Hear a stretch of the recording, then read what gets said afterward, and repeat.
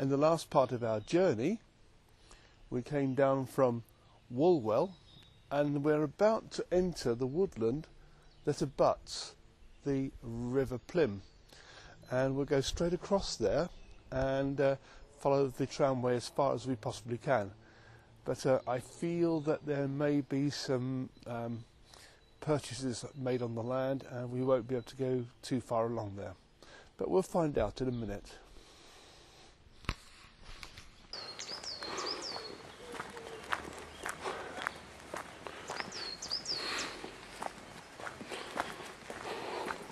Okay, well, what we've got at the moment is a valley to this side and a valley to that side, and in between there's an embankment here, and over there it's filled up with water.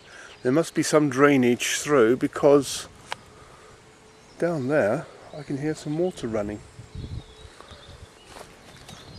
All we've got to do is follow these sleepers.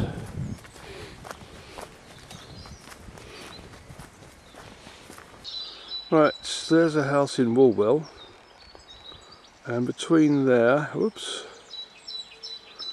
and here is a steep valley which the tramway has made its way around. Effectively, it's come along there, done a U-turn, and come along here. And there's my feet, and it will carry on along there. One might be forgiven for thinking that this is just a nice little woodland path, but the thing is that a lot of this tramway hugs the side of a hillside, and it has been actually levelled out onto a platform.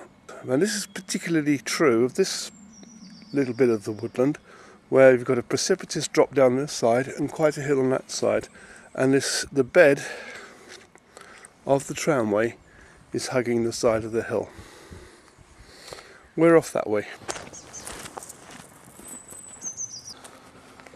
One of the remarkable things about these tramways is that a train could not make a turning as sharp as this one, and it just turns around almost to 60 degrees in a sharp turning here.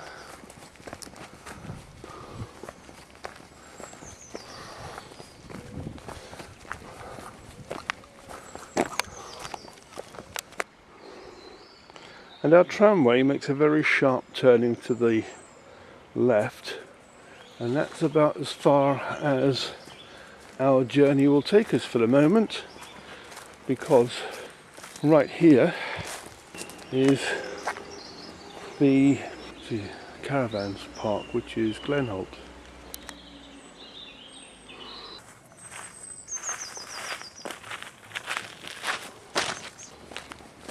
These mobile homes are right on the edge of the tramway, interestingly enough, and we'll go along here for a little bit and see where it will take us.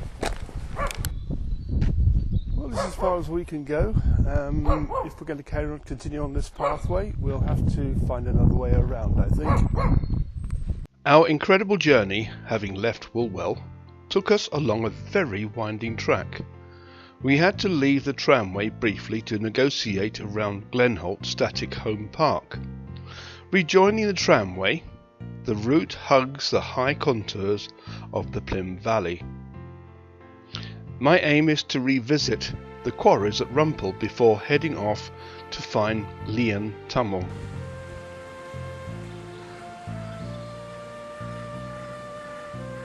The woodland looks like a wilderness, but in fact is a short distance from a large industrial estate at the top of the ridge. Well, I found my way back onto the tramway again, having gone through the static home park, and I'm making my way down towards the industrial estate, which is just above me here now. In a minute you probably hear the whirs and the buzzes of the industrial machinery. As we progress, there is a clearing which looks like a lawn. It turns out to be the recreational grounds of Wrigley's gum factory. They've landscaped the area to include a pond.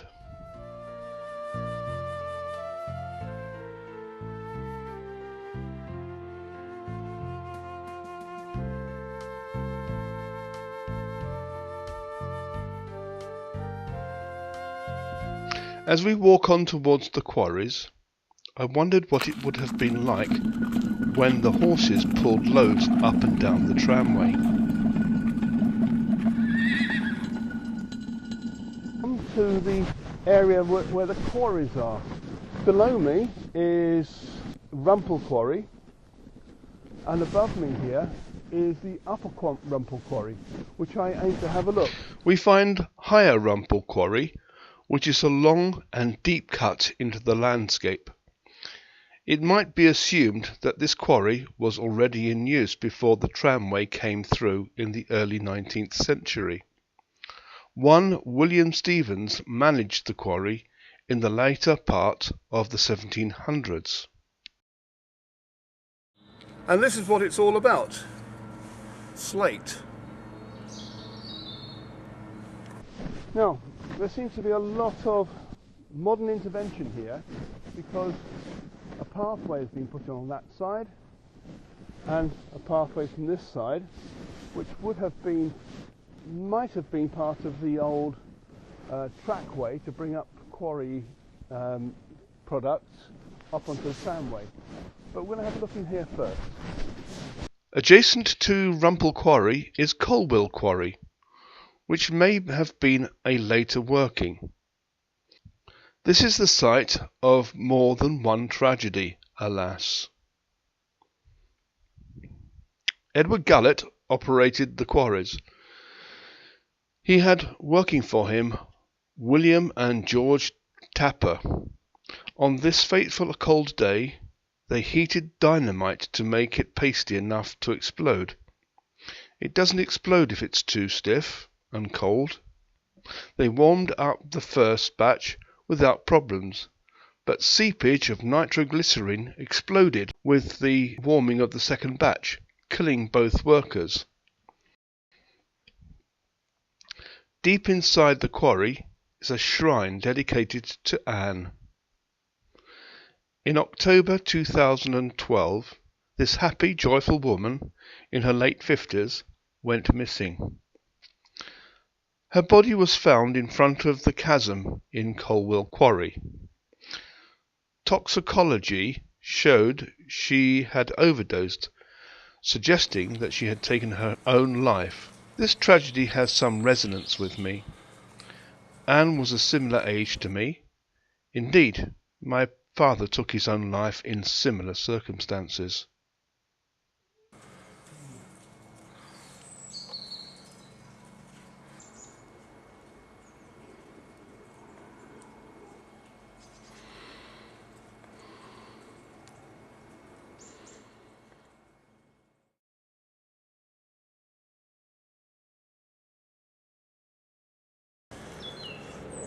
Well, back in 1823 or thereabouts, Lord Morley would have had a hard job to get his slate from Can Quarry across the River Plym at the bottom of this very steep valley and up the other side.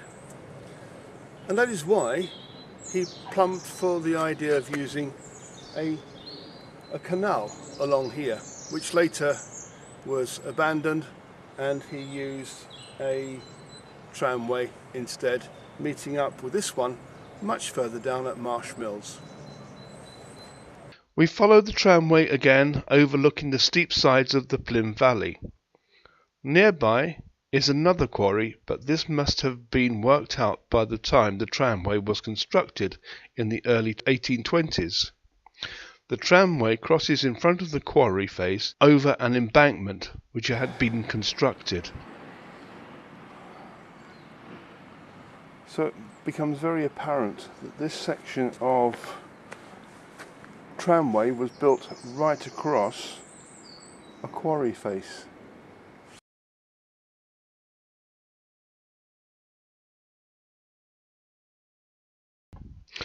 Stone sleepers are still evident along this stretch.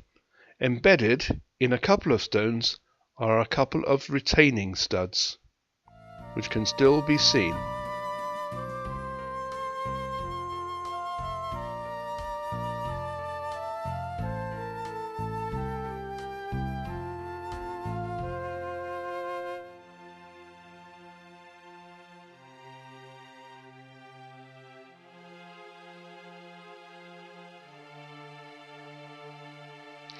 It's amazing how, even now, the tramway hugs the perilously steep hillside and has not been eroded away, testament to the 19th century civil engineering skills.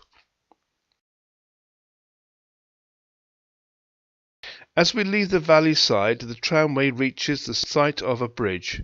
Once a tramway ceased functioning, the bridge would have fallen into disrepair. It was later made into a footbridge, but even this fell into disrepair. It is now in the process of being replaced.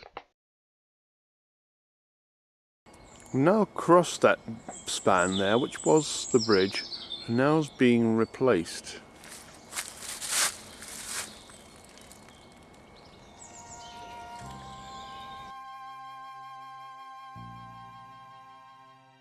We've crossed over to the other side of the bridge, and our journey continues past a housing development called Wood Park.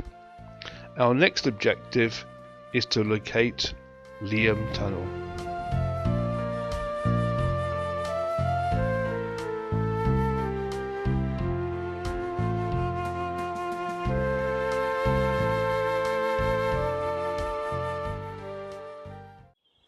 A little way behind us, back there, is the bridge that went over the little road that came down to Plym Woods.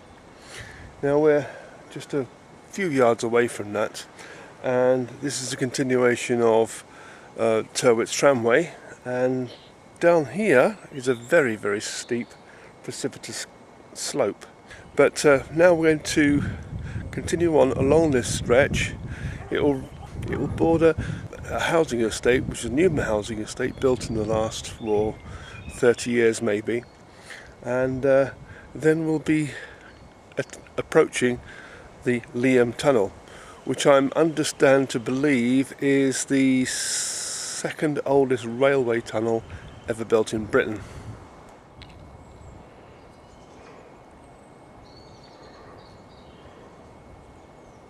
Because the sleepers are very, very, very close together. And there's a granite sleeper, a slate sleeper, a granite sleeper, a slate sleeper. But they're not the regular length. So I would suggest that a second lot of sleepers were put down afterwards. Granite, slate. Now that's interesting because this one has actually been turned around 90 degrees. Granite, slate. And that has also been turned around 90 degrees. Granite, slate, granite.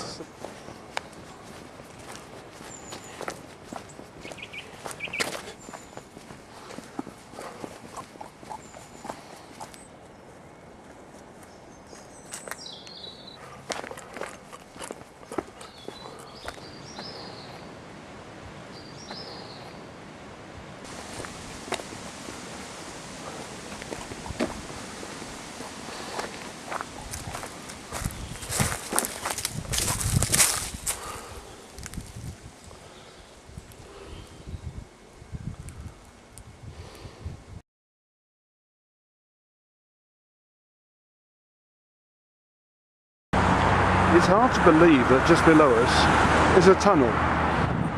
one of the oldest tunnels in railway tunnels in Britain.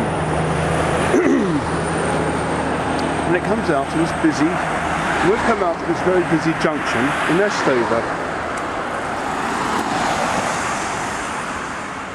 We're about to walk down there to see where the tunnel comes out.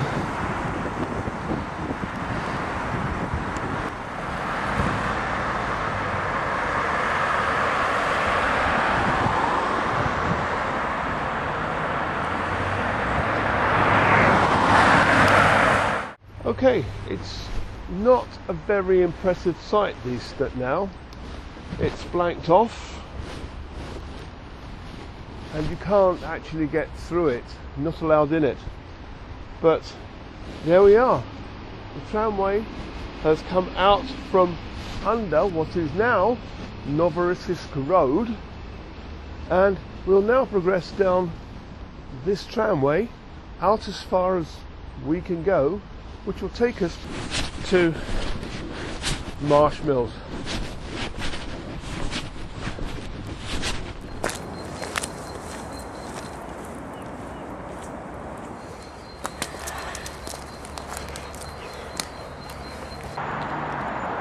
Right, the way gets quite easy now because at some stage or other they have tarmacked it, made it a very easy walking surface.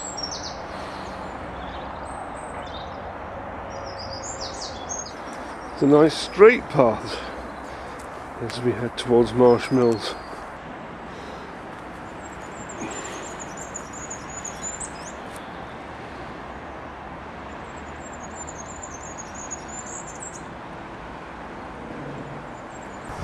And there we are, telltale signs of an old tramway.